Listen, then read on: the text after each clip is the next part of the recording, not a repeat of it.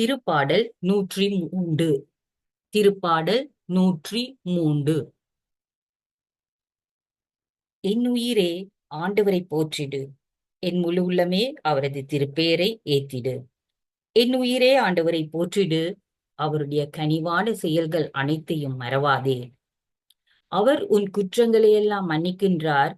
உன் நோய்களை எல்லாம் குணமாக்குகின்றார். அவர் அவர் உன் உயிரை படுகுழியினின்று மீட்கின்றார். அவர் உனக்கு பேரன்பையும் இரக்கத்தையும் மணிமுடியாகச் சூட்டுகின்றார். அவர் உன் வாழ்நாளை நலன்களால் நிறைவுறச் செய்கின்றார்.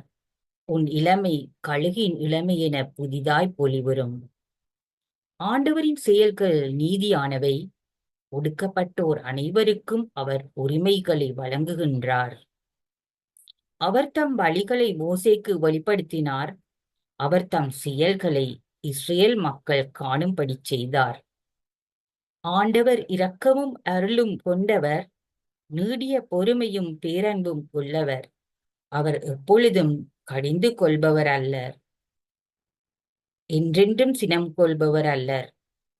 அவர் நம் பாவங்களுக்கு ஏற்ப நம்மை நடத்துவதில்லை, நம் குற்றங்களுக்கு ஏற்ப நம்மை தண்டிப்பதில்லை.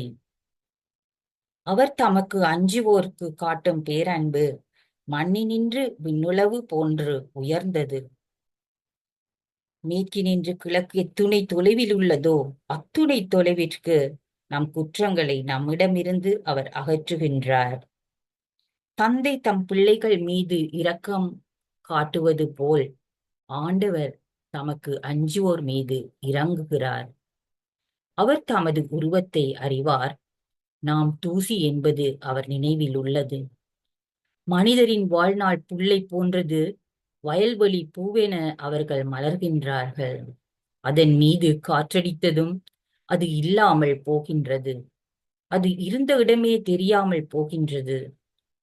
ஆண்டவரது பேரன்போ அவருக்கு அஞ்சுவோர் மீது என்றென்றும் இருக்கும். அவரது நீதியோ அவர்களின் பிள்ளைகளின் பிள்ளைகள் மீது இருக்கும். அவரது உடன்படிக்கையை கடைபிடித்து அவரது கட்டளையின்படி நடப்பதில் கருத்தாயிருப்போர்க்கு அது நிலைக்கும்.